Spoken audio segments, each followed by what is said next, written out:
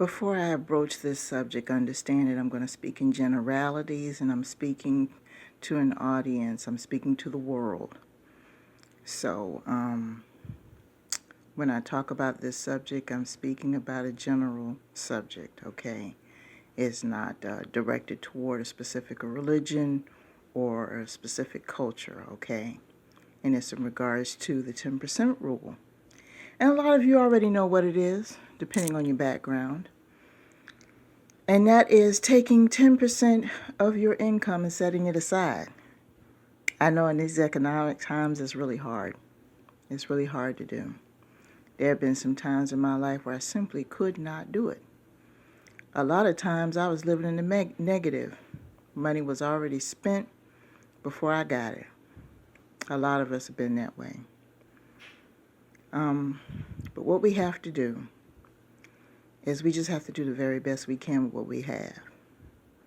There have been times in my life where I already knew, okay, if it's already gone before I get it, what harm is it going to do for me to take 10% of what is already gone and setting aside?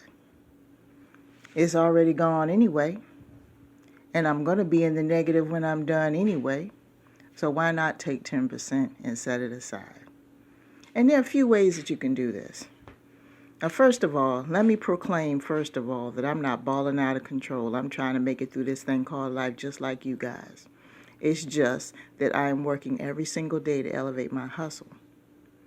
So however you choose to do it, whether it's by way of tithing to your church, based on your religion, donating to charity, investing, putting it in an account where you can't touch it, whatever the case may be, whatever increase that you get, take 10% and put it away. Sock it away. Because at the end of the day, it's going to be a blessing to you. It's something that took me years to learn, even though I was told this.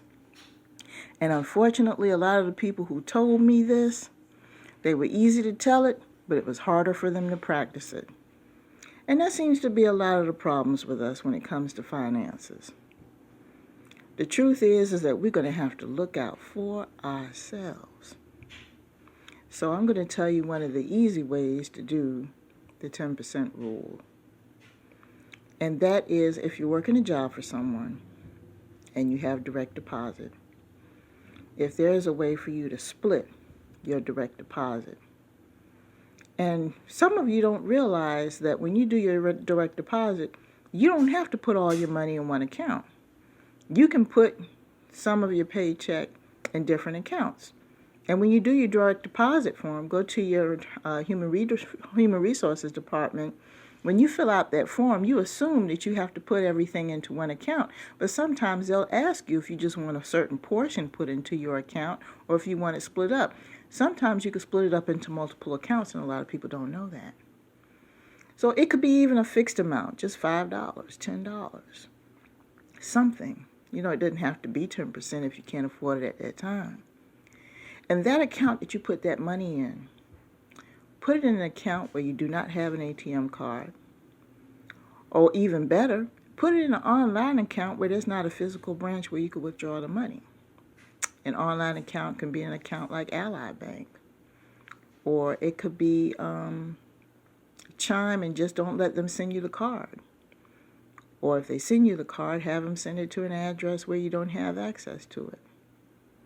Something where you don't have a card, something where you can't go into the bank and pull the money out and just let the money accumulate. There are a lot of online banks that can go ahead and give you an approval right away. You'd be surprised. And those are just a couple of examples. I'm sure there are dozens of online banks that will give you approval in minutes. As long as you don't have a negative mark on where you owe money to other banks, you might want to double check that.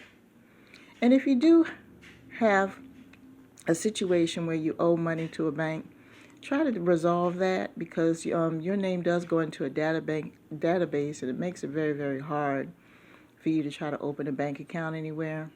Try to pay that off as quickly as you can. But if you do have a situation where you can split your deposit and you have, let's just say, $5 every time you get paid, that $5 can add up. $5 every 2 weeks for 26 weeks at the end of the year, you have over $100 saved up, set aside that you can't touch. Now, it doesn't seem like a whole lot to people, but it can make a difference in the case of an emergency. Let's say that a natural disaster comes and you have to leave town. You got to get a last-minute hotel room. That could take care of a hotel room for a night. Or it can get you a ticket, a bus ticket, or a train ticket in case you have to go to a family emergency.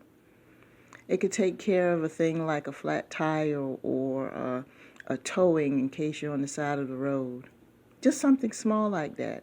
Or it could put some gas in your car in case you run out of gas in the middle of nowhere. You just don't know. So just learn how to tuck away something that you can't get your hands on. I know a lot of us, we think about it and we intend to do it, but it's just that the bottom line is that the cost of living far exceeds what we're bringing home nowadays, and that's the truth. So we are going to have to depend on ourselves, and we're going to have to be creative. We're going to have to reach within, and we're going to have to be resourceful. We're going to have to use the things that we have. We're going to have to use our own talents and our own resources to be able to take care of ourselves. So with that being said, I kind of hope this helps you. And also, if you haven't had a chance, I started posting a lot of free and reduced offers on my pages.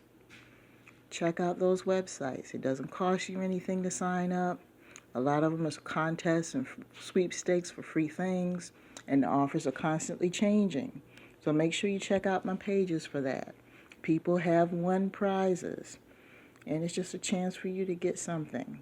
So with that being said, I'm going to go ahead and let you guys go. Peace to you all.